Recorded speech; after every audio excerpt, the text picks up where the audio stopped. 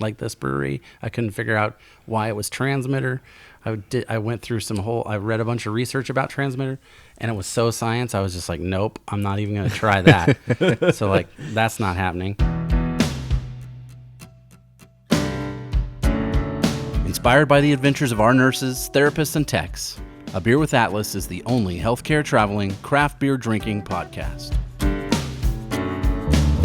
Each week, we'll open a few beers, talk about the brewery and the style of beer, and then dive into some research curated specifically for each episode. In the end, we hope each one sounds like a conversation you'd have with your friends while enjoying a few cold ones.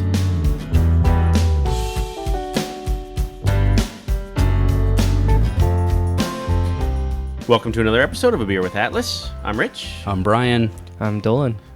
Week 2 of Producer's Choice. Dolan, where did you get this one? Because I know you didn't go to New York. No, I didn't go to New York. So I have this app on my phone, and they're not paying us for me to say this. Oh, free pub. Yeah, so if you want to sponsor us... Yeah, that'd be great. We could use that'd a be sponsor. great. Sure. Yeah. Especially this one. Mm-hmm. Oh, yeah, for sure. So there's an app on my phone. It's called Tavour. Oh. And they do like a... I don't know. I feel like it's new beers almost every day. Some are there longer than a day. But they've got like 10 to 12 beers that they come out, and they have it categorized as like, here's all of our releases, which is, like I said, around 10 beers. And then they do a just dropped. And basically what it is breweries can sign up to be in partnership with Tavour, and Tavour will distribute their beers everywhere. Anybody who has the app can get it. So long as it's okay with the brewery, obviously. Sure. So yeah, it's actually pretty cool. I've been just looking for styles that we've never done, and this is a style we've never done. So I ordered it. The shipping is a flat rate of $15, no matter how many beers you fill your crate up with. It can get pretty expensive, especially if you're like me and only ordering like 2 or 3 at a time. And you're paying more for shipping than you are the beers. Yeah. Yep. So, yeah, I don't know. Pretty cool app. I've got some pretty good beers on there. I just had one from Urban Artifact, the spicy pickle beer. That was super good. Spicy pickle. Yeah. Just when we think he's doing better, and he drinks a spicy pickle beer. Yeah. It was really good. And, but yeah, and so then I got this one because it's a dry hopped Gose. And I thought, we've done Goses, but never a dry hopped Gose. So I kind of want to explore what the difference is. And if we can even tell. We'll see. If it's that significant of a difference. Right. It'll be interesting to see if we could tell. This might be the first beer we've had from New York City. I need to... City, maybe. Yeah. Yes. Brooklyn, right? I think where these guys are from. Brooklyn, yes. Yeah. 141 Flushing Avenue. Which Flushing? Flushing, New York. Yeah. So Transmitter Brewery. Transmitter Brewing. And this is the W4 Dry Hopped Gose. Okay, so right off the bat, Does it smell hopped? you can smell it. Definitely. Oh, that's good. And I poured a little hard just to try to get it to open up like Aroma. that. Yeah. So, much like last week, you smell it? Mm-hmm. It's right there. Hops, and then it smells like a Gose. Mm-hmm. Yep. Much like last week, they have updated, as of 2 weeks ago, they've updated their hours. So they're trying to get it back open again. This one, as opposed to South Park last week, who had some days that they were closed, this one was open 7 days a week, noon to 7. I would think you'd have to be in New York City. I would think so. I don't think you get days off there. Nope. Doesn't seem like it. No matter what it's like in New York or in the city or whatever, like you got to go. And there's just so many people. Yeah. Like stuff has to be open, right? Yep. Huh.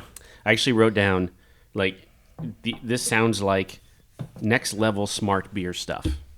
Like okay. That was the most I could just the best I could articulate. Like what I was reading on their site and what I was looking at and the types of beer that they do. Like a dry hopped Gose doesn't surprise me from these guys at all. Yeah, I wrote down a few of their other styles that they did. Mm-hmm. It's very like traditional brewery.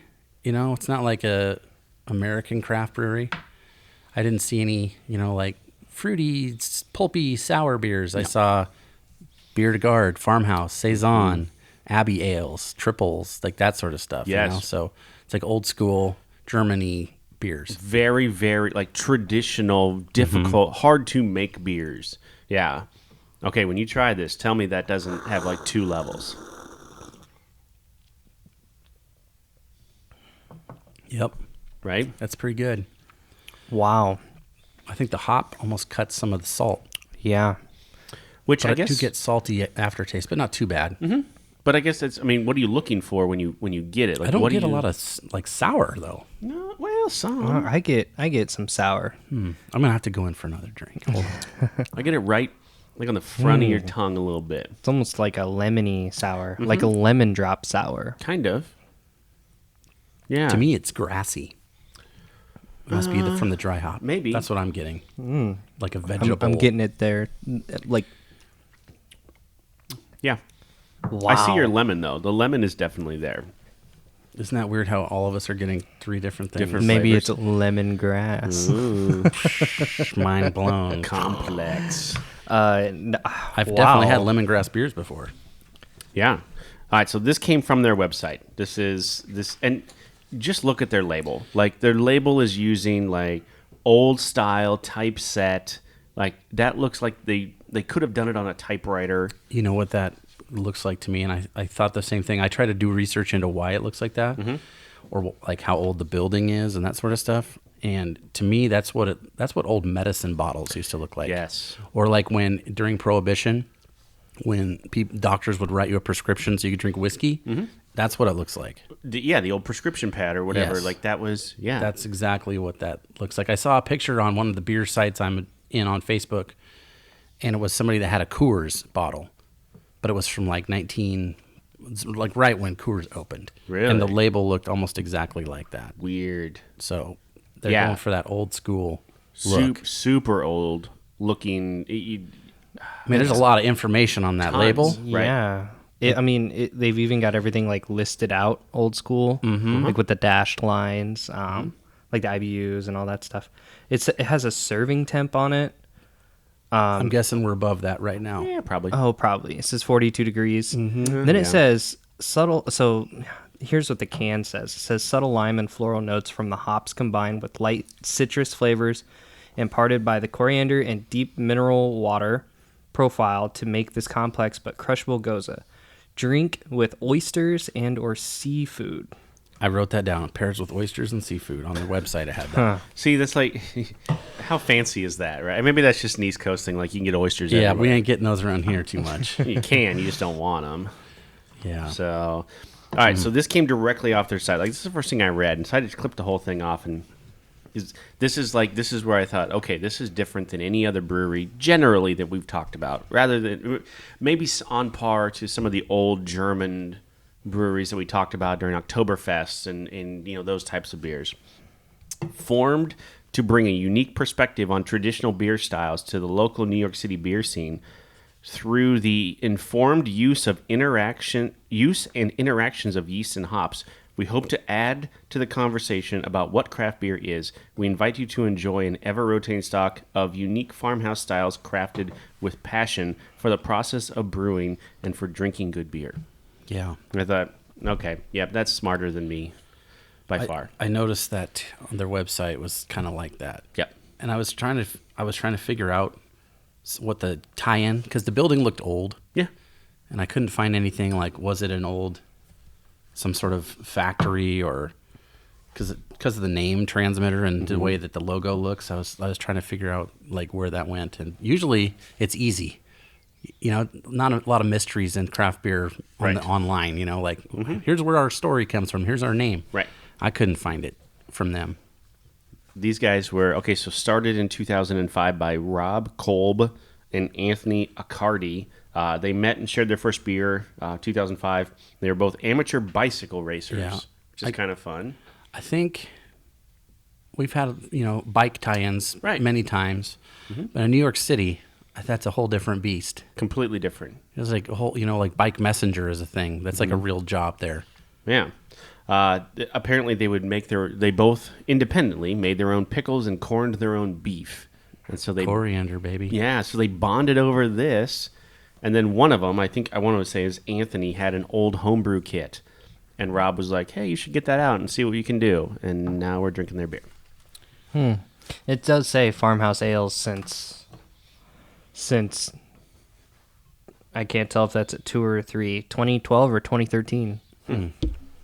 I generally on the farmhouse and saisons, I tend to, I'll try it. It isn't necessarily always my favorite. Same. But this is different. This is not. Yeah. It's real good. It is really good. I didn't know what I was expecting, but it's weird because it is layered in a way that sometimes you'll get like let's say a Neapolitan stout, right?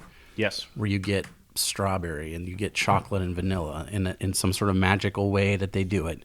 It's very similar to that, where the flavors unfold. You get that dry hop smell right away. And if you smell it a little bit longer, you get some of the salty part too. Yep. And when you taste it, it's like you punch through the hop, you get the salt, you get the citrus, and then it finishes a little bit salty but clean, and then you want more. That's about as good as I can describe that. What was the ABV on this again? 5.5. Wow. So Bud Light-ish. Yeah. It's so I would say the significance in a dry hopped Gose, at least with this one, is pretty big. Or the difference is pretty big. Yeah. Yeah. I mean, it's unlike any other Gose I've had. Does it say what they dry hopped with? What hop? I actually was going to look on Untapped ahead of time just to see if it said that, because I'm kind of curious too. Nope, it just says floral notes from the hops. So Citra, Mosaic, Something. probably something like Something. that. What is Plato? Is that just a different degree measurement? Like Play-Doh. What do you mean? it says Plato, 12.1 degrees. It's like a brewing I don't term. know. I don't No know. idea. IBU, Plato, serving temp, volume. We'd have to ask Aaron Daly. I'm wondering if Plato's like Fahrenheit, Like gravity. like Fahrenheit and Celsius and Plato. I don't know. No idea. Interesting. I'm gonna Google it. Yeah, do that. Yeah. While you do that, I'll talk about one of the things you didn't talk about with the brewery. Okay. They are part of something that is called a CSB. CSB. Yeah, which I'd never heard of before. Okay. Stands for Community Supported Brewery. So it's like a CSA. Have you ever been involved with one of those? No. CSAs is like a little group of like mom and pop farmers, and they'll go around to businesses, and you can buy a membership, and then every week you get cucumbers and tomatoes and whatever's in season. Nice. At that time. Well, that's what they do with their beer. Okay. So you get an allotment. It's a 6-month package. Okay. It's $185, and then you get X number of farmhouse beers. You get some barrel aged stuff that they do. You get your choice of merchandise, whether it's like T-shirts or beer glasses, fancy stuff like that.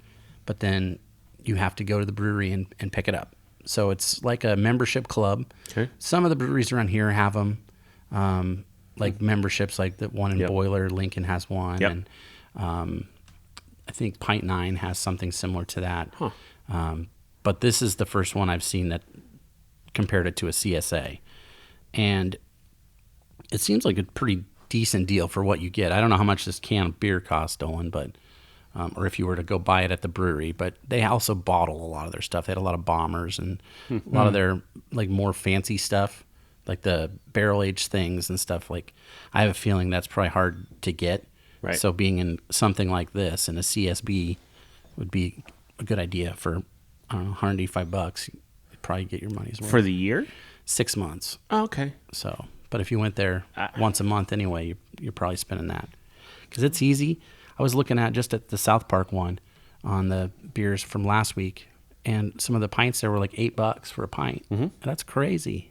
Well, when you add it up, that's where you. But if you buy a 6-pack, it's like $9, and you take it out of the brewery. You know what I mean? Right. See, well, I will say South Park Brewing was expensive. I gotta imagine it's more here at the like in New York City. How much does a pint of beer cost? I'm Yeah, sure. I would think New York was probably more. Well, I think that this can off of the Tavor app was $8.50 just for the can. Yeah, but I mean, That's Tavor's actually kind making of maybe on par, but they're making money off of it too. The brewery's making money Right. off of it. I wonder how does it work? Like how does that business model work? Because like breweries themselves most of them will not ship you stuff. They can't. right? They cannot. Right. So how can they if they don't have distribution in these states? How does it work? So what I've always wondered. What I think happens is they have obviously they have to have a contract to distribute with the brewery, right? But then they send cans to Tavor, to wherever the headquarters, the warehouse, wherever, and then Tavor takes that whatever because they go until they're sold out. Yeah. So that tells me that Tavor only has X amount of this beer from this brewery. I wonder if they have like sales reps from Tavor that's just like, hey, cross-train, we'll take 2 cases of this. Right. And then Cross-train has done it before. They have participated in with Tavor? Yeah, but I don't know if they're still doing it or not, quite honestly. But there's got to be some sort of non-compete with where your beer is distributed. Yeah. Let's say Cross-train, for example, is distributed in Nebraska and a little bit in Iowa, right? So there's got to be some sort of non-compete with Quality Brands and Eagle to say, okay, we're not going to. We know Dolan lives in Nebraska. He can't buy this. He can't buy this here. Yeah. There's got to be some sort of logic behind. I'm sure that that's what it is because I mean, I know for a fact that they have more beers than what I'm shown, but they also try to tailor it to like your taste. But you're not free to search from their directory. They only give you like 10 choices. Weird. So you can't just like, I feel like a stout today, so I'm gonna go look at stouts. And... No, and it changes daily. I mean, some beers are there for like the week, but just depending on how much they sell of it, I assume.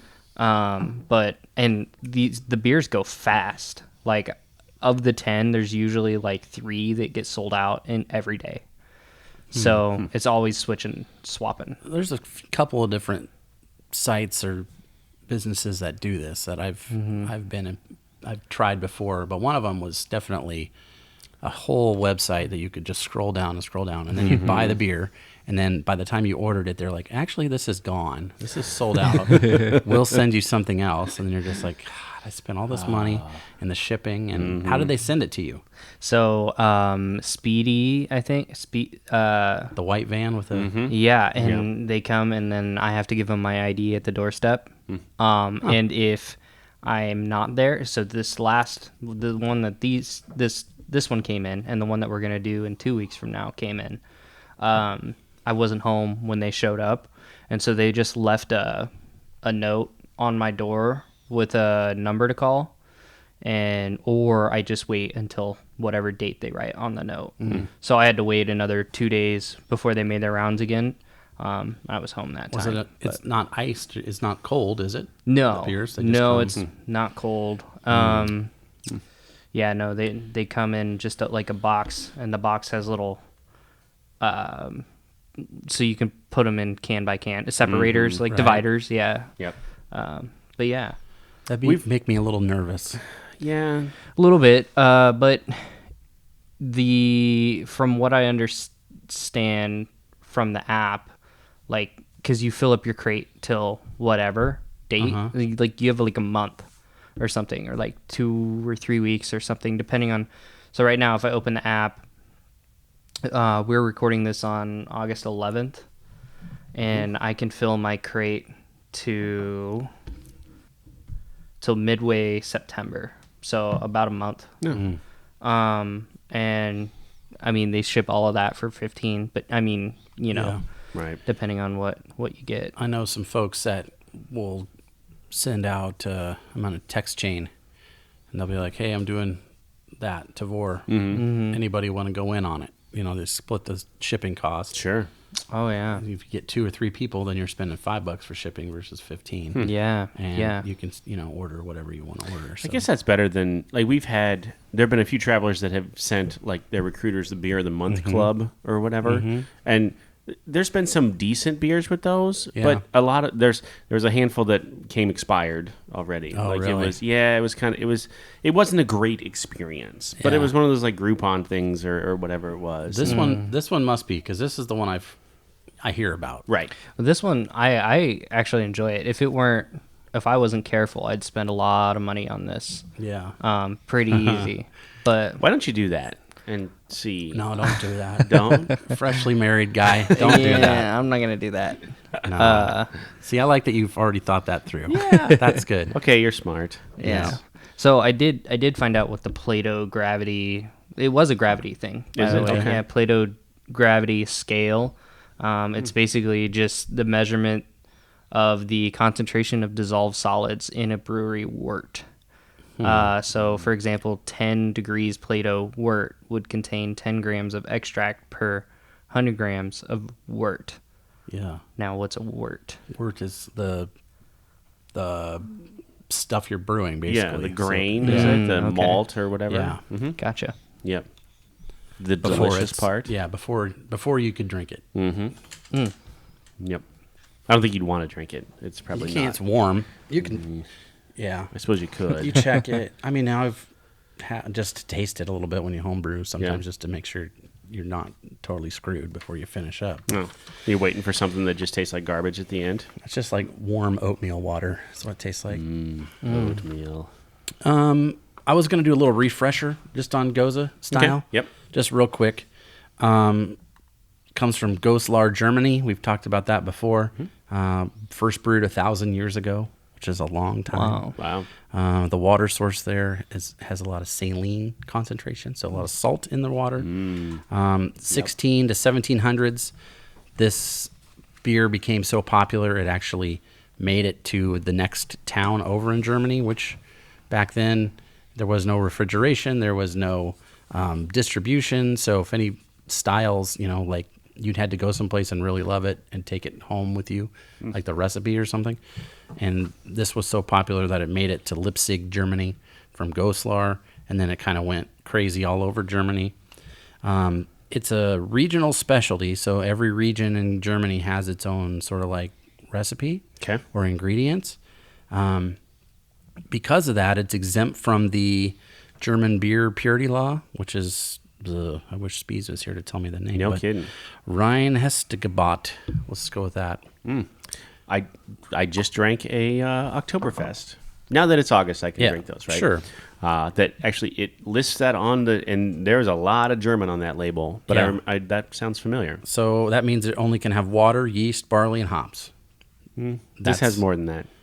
And that's why it's exempt, because it's like an old regional thing. So if you're making this in Germany, it gets through the law of the country for the beer making because of it's like grandfathered in. It's basically. grandfathered, sure. And then the first one I could find really in the United States, Lost Nation Brewing Company in Vermont, 2013, made in Gose. That was kind of the big jump from. It's like 7 years ago. Yeah, so from Wow. Europe to here. So we're talking 1,000 AD. It's in Germany, and 2013 it's in the United States. Have you ever been to Germany, Austria? Yeah. You have? Mm-hmm. Just to drink beer? Like, I think I went when I was 21, so I drank beer, but I didn't know what I was doing. Yeah. See, I think that would just be so much fun. Yeah, I'd probably gain like 50 pounds. Well, sure, probably with all the pretzels, malty beers. Oh yeah, and they're big. Yeah, Like the Stein, man. Like delicious. when I see a lot of times I see TV or movies or whatever documentaries.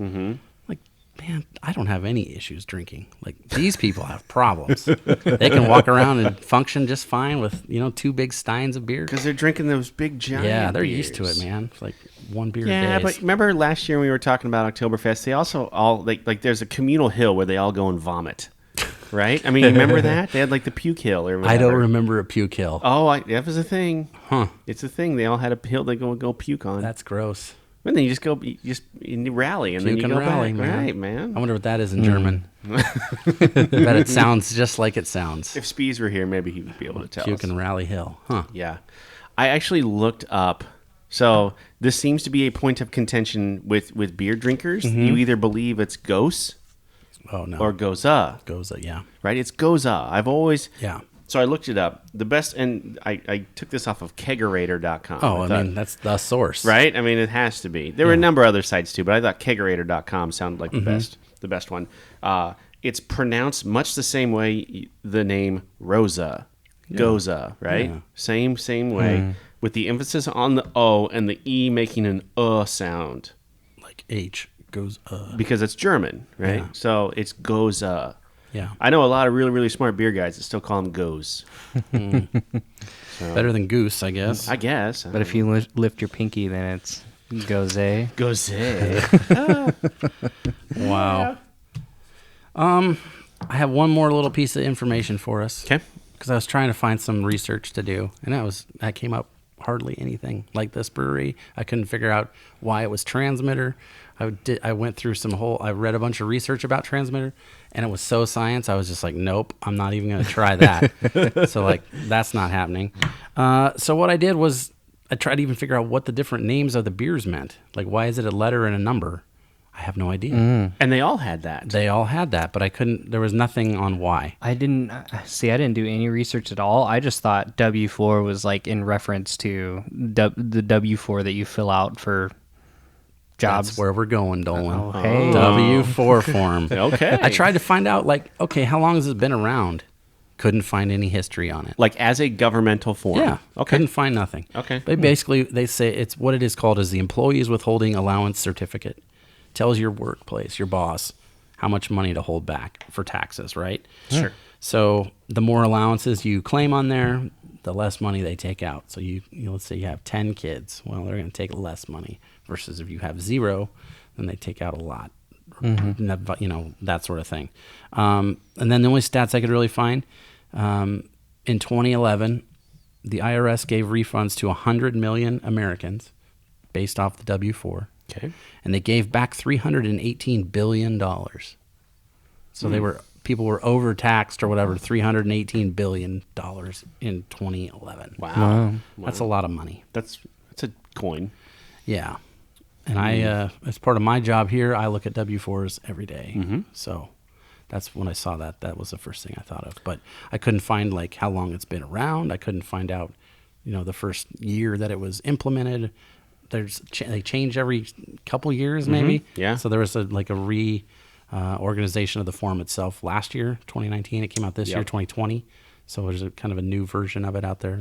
It had to have been like at the inception of the IRS. Yeah, right? I would think so, right? They need some form to go with that. Yeah. Had to have been the same. But it's interesting because it's not really sent to them. Like we keep it here. You know what I mean? So like we're telling, me, the employee, tell you, and then you tell them what the number is, the magic number or the dollar amount or whatever. So it's never like formally sent to them. It's just information passed to them. Seems convoluted.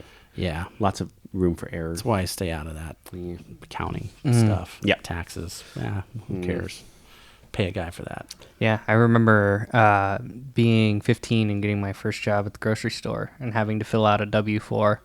And I was just like, I had You're like, what is this? What is this? And I was talking to the boss there at the time, and I'm pretty sure he's still the boss there, but he... that was only like 4 years ago. So I'm trying to do some math in my head. Like I had just started Atlas when he got that job. Yeah. So he wasn't very helpful. He was kind of already an asshat. I just didn't know it because he wasn't my boss yet. Yeah, and you were 15. Yeah, and I was asking him like, "What does this mean?" He's like, "Do you have any kids?" Well, I'm 15, so no. He's like, "Put 0." And so but me just being my dad raised me to be very skeptical about everything. Yeah. And so I'm sitting there like reading it like, do I really put 0? So what'd you put, 1? I put 0. okay, good. I put 0. Yeah, made it like $13 difference probably when you were 15 years old. right. Yeah, that made 0 difference. Probably. Yeah. Nice. Okay, slightly more on the Untapped than maybe last week in our 20 with South Park Brewing. 25. A little bit more than that. 2011. Oh. 2011. Same year the W4. Oh, there we go. Facts I just had. 2011. Hey.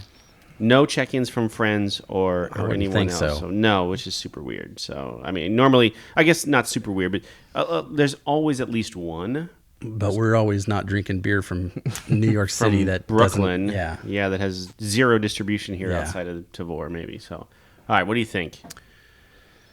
Well, it's in Brooklyn, so I'm thinking of hipsters. I'm thinking of beer nerds. I'm thinking this is a 4.10.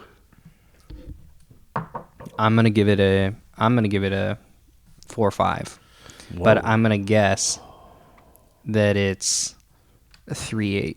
3.95. So right in the middle. Right in the middle, right there. Yeah. I think you're right. Yeah, you're right on. Like there's no offense, hipsters, but you're right on the nose there. Yeah. Like it's something that is different in a different way that we've ever had before. Dry hopping the Gose is super interesting. I mean, this is not an intro beer, right? No. I mean, this is like the beer nerds beer nerd beer. Yep. For this sort of stuff that we, Yep. Some of them we talk about, and you can get at Applebee's. This beer you're not getting there. Yeah. You can't roll into an Applebee's in New York and order a transmitter. I would not think so. W4. Can I take the W4, please? I'd like to have it on tap. I'd like to see what comes out more, the citrus or the hops. I bet the hops comes way more. I bet you get way more of the dry hop out of it. Yeah. But I don't know if they even had it on tap there. From what I could see on their menu, it looked like it was just canned. That was it. Yeah. John does a pretty good job of tagging the brewery and all that. Maybe you can add those questions in. Like, why do you name your beers a letter and a number? Like, what's the code, man? What's like that? Why can't I figure Maybe it that's out? just it's the fermenter. Maybe it has something to do with the transmitter. I don't know. Dude, I wrote one sentence down. I'll read it to you. Okay. Convert sound waves or mechanical movements into corresponding electric waves or impulses. I was like, nope, I'm not. That's where I stopped. Science. Yep. And it wasn't even like a fun science. It wasn't beer science. It was like technology science. I'm like, no, I'm out of my element. Yeah, I really wonder, where did they get the name, too? Because that wasn't Maybe anywhere. it's just because, it's hard to get beer names. Maybe. You know what I mean? Like, true. So this is just their way of doing that? Yeah. No, I bet it's deeper. It's got to do something. Look at the can. Look at the detail. But they're all that way. But there's nothing. I couldn't come up with any idea why it's a letter and a number. It has to be. It has to do something with that building that they're in. It's a mystery. Something. We need to go there and solve it. I don't really plan on going anywhere for a while. Definitely not New York City. Especially not New York City. But maybe when all this crap's over. Yeah. Oh, yeah. Maybe we can Zoom them. A little Zoom call. Oh, that would be interesting. Yeah, that would be. Rob, Anthony, cool. Let's get a Zoom call and find out. Tell us more about it, because likely we're not going to get to step foot in there. No, right.